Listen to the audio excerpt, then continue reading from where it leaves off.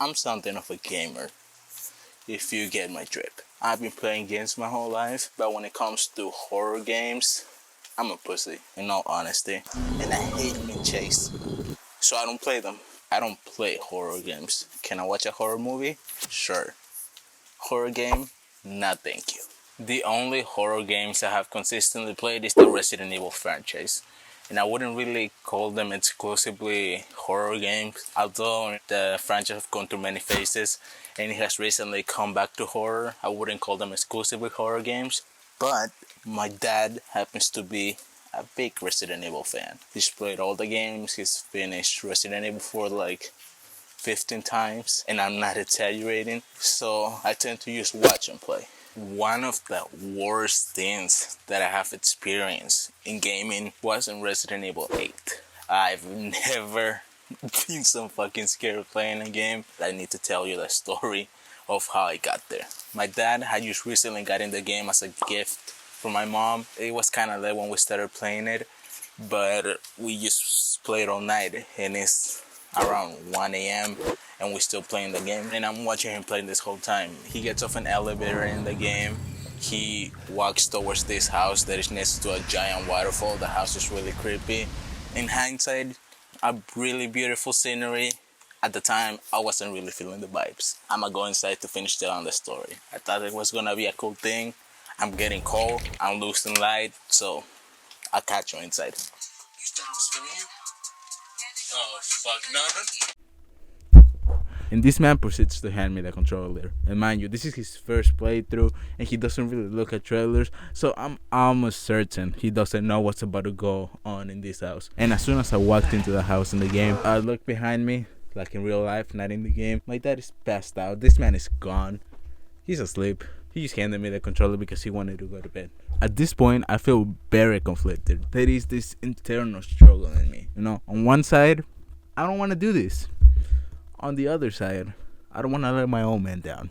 All I want to do is make him proud. Now I put on my big boy pants and walk into the damn house. Mind you, this is a video game.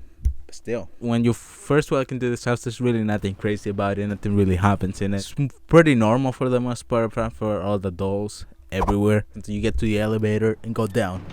This is when the fun begins. And this game's a freaking nightmare. Once you get out of the elevator, you can look around, you can go into this room, but it eventually is gonna lead you down a hallway, and at the end of the hallway there's a door. Once you open the door, lights go out, the doll starts talking to you. I've been waiting for so long. Says a bunch of creepy shit. Lights go back on. Your dead wife is on the table, or at least a mannequin that looks like her. It's very morbid. And then you gotta solve this puzzle. This is like the boring part. I mean, I was pretty freaked out at the moment, but like nothing really happens. You just solve the puzzle. You gotta look inside your wife for parts, and then you use those parts to get more parts, and then you use those parts to open doors. La estoy haciendo mucho de pedo. Eventually, after you complete the puzzle, it's gonna lead you up to opening this door. This door leads you into some kind of weird room with a well in it. This is when my grown ass almost shed himself. As you're getting out of the well, you hear the cries of a baby and something break.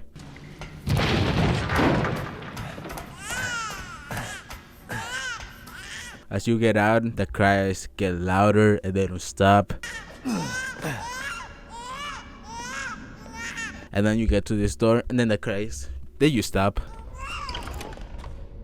You go back to that room where you solved the puzzle in. There's blood on the floor. There's like a trail of blood that you need to follow.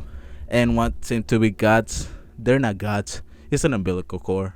Yep, spoiler alert, it's an umbilical cord. Once I reached the end of the trail, I found it. This abomination. There could have been anything in this house.